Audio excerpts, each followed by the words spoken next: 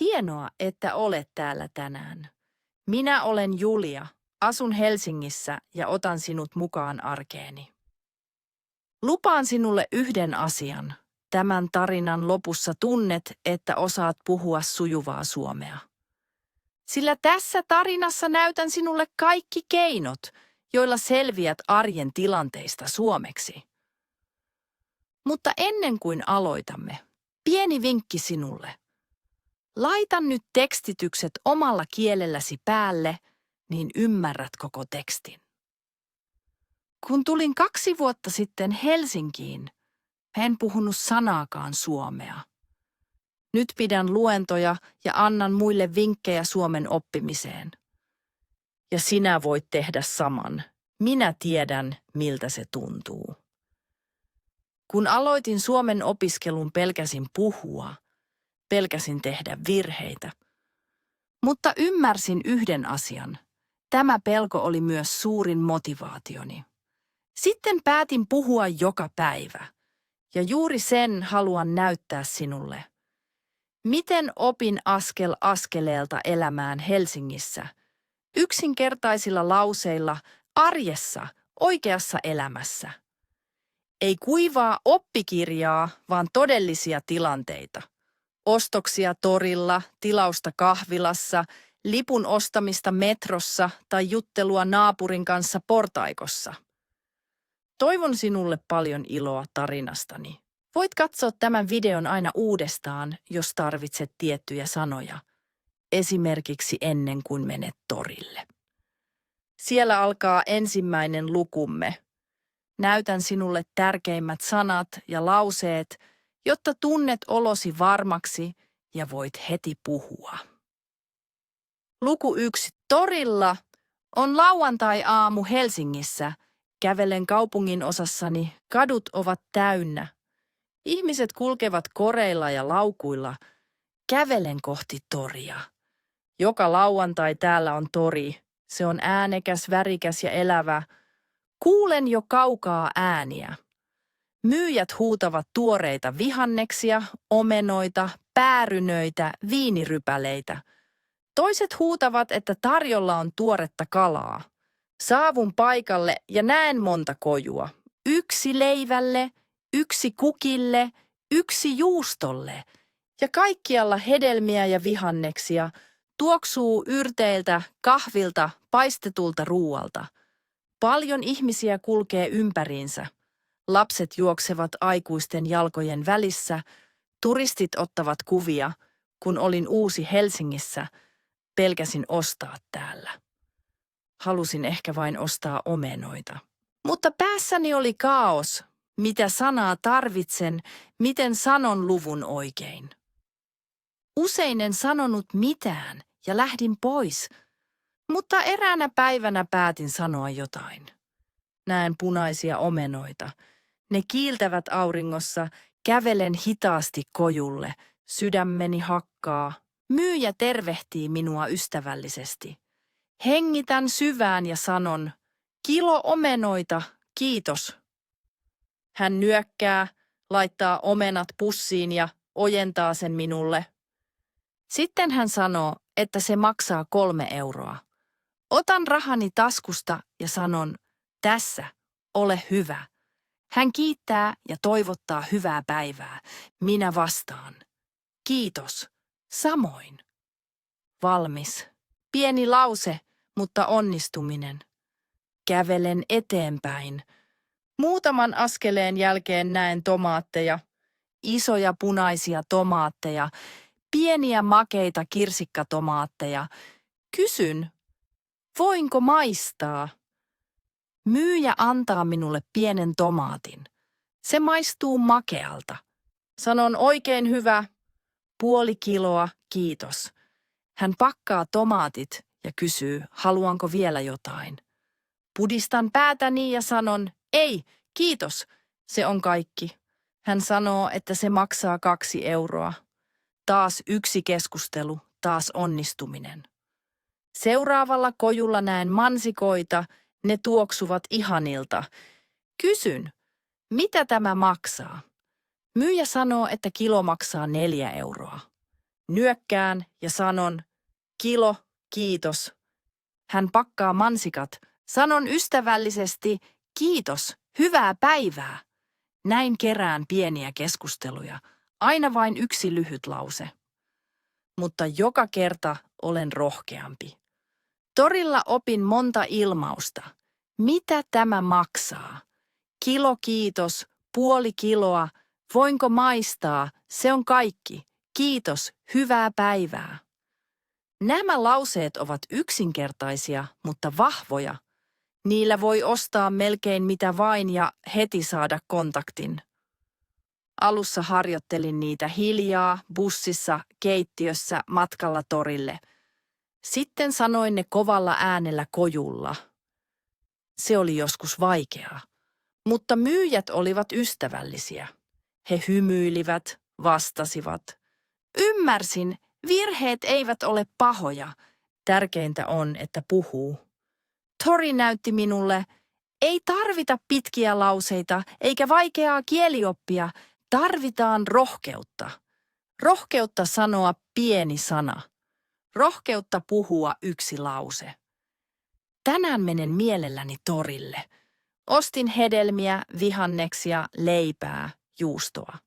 Juttelen myyjien kanssa. Joskus kysyn, ovatko omenat Helsingistä? Joskus sanon vain, tomaatit näyttävät hyviltä. Ja aina syntyy pieni keskustelu. Niin opin, että kieli elää arjessa. Torilla, kahvilassa, metrossa. Ei päässä, vaan suussa. Ei täydellistä, vaan oikeaa. Tämä on tärkein oppi ensimmäisestä luvusta, torilla. Aloita pienestä, sano jotain helppoa. Ja askel askeleelta Suomesi tulee helpommaksi, vapaammaksi ja luonnollisemmaksi. Luku 2.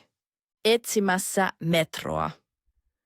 Kun olin viime tiistaina Helsingissä liikkeellä, halusin löytää metron. Seisoin isossa risteyksessä, autot ajoivat nopeasti, pyörät menivät ohi, ihmiset kulkivat laukkujen ja reppujen kanssa. Katsoin puhelintani, mutta kartta ei toiminut ja akku oli melkein tyhjä. En tiennyt minne mennä. Talot, kadut ja kyltit olivat ympärillä, mutta metron sisäänkäynti oli näkymätön. Ennen olisin ollut hiljaa, olisin toivonut, että löydän tien itse. Päässäni oli aina kaos. Mikä sana on oikea? Miten kysyn? Ymmärtääkö toinen ihminen minua? Mutta tällä kertaa halusin tehdä toisin. Menin naisen luo, joka seisoi bussipysäkillä. Katsoin häntä, hengitin syvään ja sanoin, anteeksi missä on metro. Hän hymyili ja osoitti oikealle. Sisäänkäynti oli vain 2 minuutin päässä. Nyökkäsin, kiitin ystävällisesti ja hän toivotti hyvää päivää, vain yksi pieni lause, mutta onnistuminen. Hetken päästä olin kahvilassa. Halusin mennä Rautatien torille ja kysyin tarjoilijalta, anteeksi, miten pääsen Rautatien torille. Hän sanoi hitaasti, että minun pitää ottaa metro, 2 pysäkkiä linjalla M2. Toistin sanan EM hän nyökkäsi ja hymyili. Sitten maksoin kahvini, sanoin kiitos ja lähdin. Tällaiset pienet keskustelut antavat rohkeutta. Yhdellä lyhyellä lauseella syntyy kontakti ja saan vastauksen. Kadulla opin hyödyllisiä lauseita. Anteeksi, missä on metro? Anteeksi, miten pääsen Rautatien torille? Anteeksi, missä on rautatieasema? Paljon kiitoksia, hyvää päivää. Nämä lauseet ovat helppoja, mutta hyvin vahvoja. Alussa harjoittelin niitä kotona. Peilin edessä, hiljaa itsekseni. Sitten sanoin ne ulkona. Ihmiset olivat ystävällisiä. Jotkut selittivät pitkään, jotkut näyttivät kädellä, jotkut kävelivät vähän matkaa kanssani. Kerran en ymmärtänyt melkein mitään, koska joku puhui nopeasti. Mutta hän nauroi, pysyi kärsivällisenä ja näytti oikean tien. Opin. Virheillä ei ole väliä. Tärkeintä on kysyä. Tänään käytän tällaisia hetkiä joskus harjoitteluna. Kysyn tietä, vaikka tiedän sen jo. Silloin saan pienen keskustelun ja kerään varmuutta. Niin ymmärsin, kieli elää arjessa. Kadulla, pysäkillä, kahvilassa. Ei päässä, vaan suussa. Ei täydellistä, vaan oikeaa. Luku 3. Puhua säästä. Viime keskiviikkona kävelin Helsingin puistossa. Oli iltapäivä, aurinko paistoi ja monet ihmiset istuivat penkeillä. Jotkut söivät jäätelöä, toiset lukivat kirjaa. Istuin penkille aurinkoon. Vieressäni istui vanhempi mies. Katsoimme molemmat taivaalle. Hän katsoi minua ja sanoi, kaunis sää tänään. Nyökkäsin ja vastasin, kaunis sää tänään. Me molemmat hymyilimme. Mies sanoi, kyllä, vihdoin aurinko. Vastasin, kyllä, vihdoin aurinko. Meillä oli jo pieni keskustelu. Vain 2 lausetta, mutta kontakti. Seuraavana päivänä sää oli ihan erilainen. Oli harmaata, pilvet roikkuivat matalalla ja satoi vähän. Odotin bussipysäkillä. Vieressäni seisoi nainen sateenvarjon kanssa. Hengitin syvään ja sanoin, tänään on kylmä. Nainen nyökkäsi ja sanoi, kyllä, todella kylmä. Vastasin, ja niin paljon sadetta. Hän nauroi ja sanoi, tyypillistä Helsinkiä. Me molemmat hymyilimme. Lyhyt hetki, pieni keskustelu. Tässä muutama lause, jonka opin säästä. Kaunis sää tänään, vihdoin aurinko. Tänään on kylmä, sataa paljon. Tyypillistä Helsinkiä, huomenna on parempi. Näillä pienillä lauseilla voi heti puhua ihmisten kanssa. Helsingissä puhutaan usein säästä. Se on helppoa, lyhyttä ja kaikki ymmärtävät sen. Alussa pelkäsin sanoa tällaista. Ajattelin, että se on liian pientä, liian yksinkertaista, mutta ymmärsin. Juuri se on tärkeää. Kieli elää pienistä lauseista. Yksi lause säästä voi avata keskustelun. Ja usein toinen sanoo lisää ja yhtäkkiä puhutaan vähän pidempään. Tänään teen sitä usein. Puistossa, pysäkillä, portaikossa. Sanon, kaunis sää tänään tai tänään on kylmä. Ja aina syntyy pieni kontakti. Ei täydellistä, vaan oikeaa. Tämä on oppi tästä luvusta. Käytä säätä. Aloita pienestä. Sano helppo lause ja askel askeleelta huomaat, suomesi tulee helpommaksi, vapaammaksi ja luonnollisemmaksi. Luku 4. Treffeillä Helsingissä. Viime perjantaina olin treffeillä. Tapasimme illalla Hakaniemen torilla. Siellä oli täyttä, monet ihmiset istuivat ulkona, toiset oluella, toiset pizzalla. Olin hermostunut, sydän löi nopeasti, pelkäsin sanoa väärät sanat. Mutta tiesin, myös treffit ovat mahdollisuus puhua suomea. Seisoin suihkulähteellä ja odotin. Sitten hän tuli, hän hymyili ja sanoi hei. Vastasin hei, kiva nähdä sinut. Menimme yhdessä pieneen kahvilaan.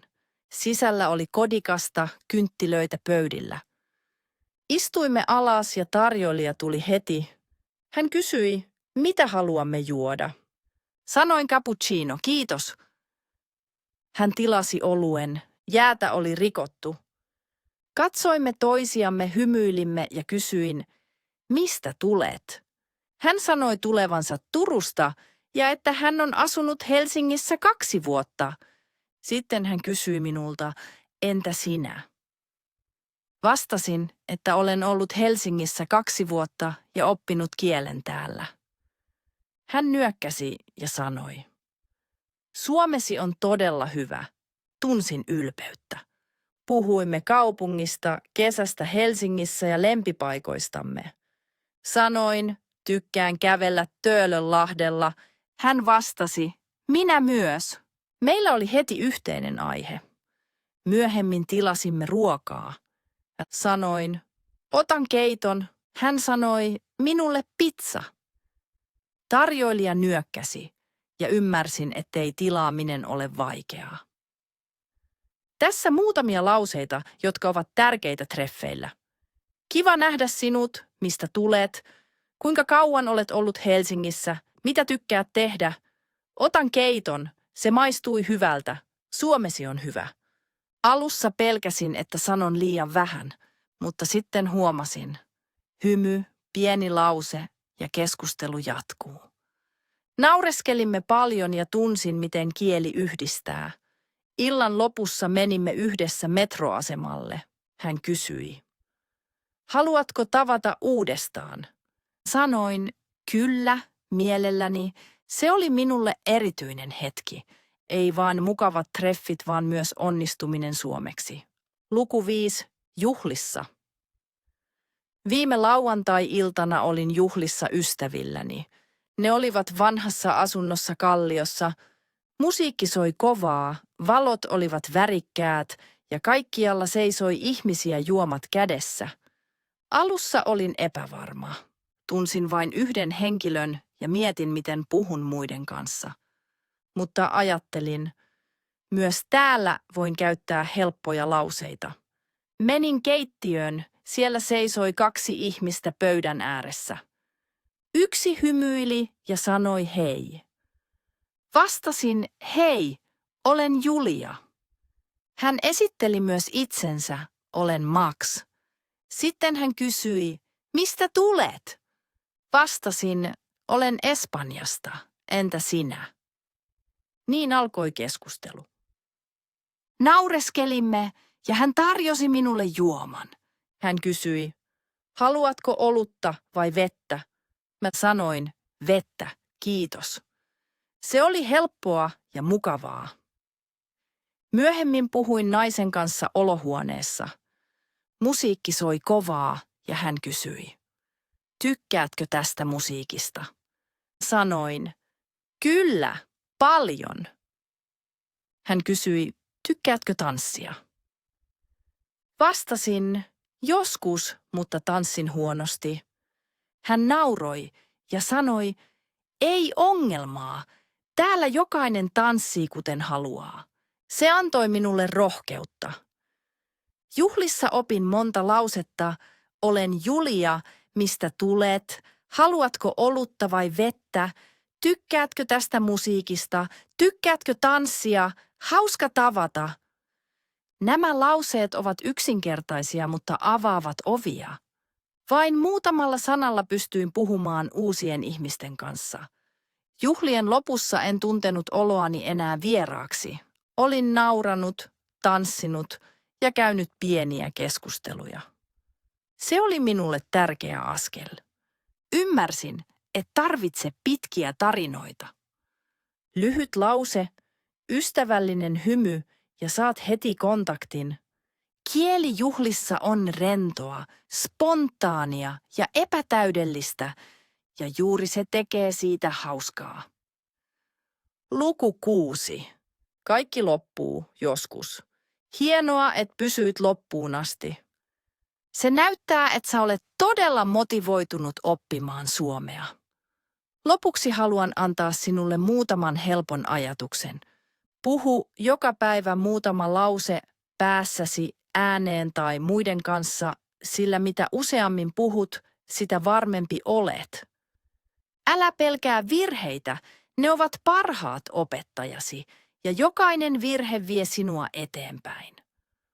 Kuuntele niin paljon suomea kuin mahdollista, musiikkia, podcasteja, elokuvia tai keskusteluja kadulla, niin korvasi tottuu kielen ääneen. Lue helppoja tekstejä, pieniä artikkeleita tai lastenkirjoja, sillä lukeminen antaa uusia sanoja ja ideoita. Toista sanoja säännöllisesti, ei vain kerran, vaan yhä uudestaan, niin ne pysyvät päässäsi. Kirjoita joka päivä jotain, päiväkirja, lyhyt lause tai pieni muistiinpano, niin opit järjestämään ajatuksesi. Etsi arjessa tilanteita, joissa puhut kaupassa, kahvilassa tai bussissa, pienet lauseet riittävät. Käytä yksinkertaisia ilmauksia, ne ovat parempia kuin ei mitään, ja askel askeleelta pystyt puhumaan pidempään. Ole avoin ja ystävällinen, hymy auttaa aina, ja ihmiset reagoivat positiivisesti. Ja mikä tärkeintä, ole kärsivällinen. Kieli kasvaa kuin kasvi, hitaasti mutta varmasti, joka päivä vähän enemmän. Nämä ovat viimeiset vinkkini sinulle tänään.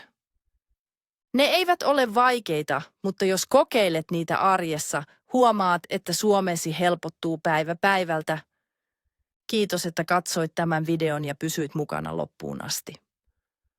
Nyt on sinun vuorosi. Kirjoita kommentteihin noin 200 sanaa suomeksi. Aihe on helppo.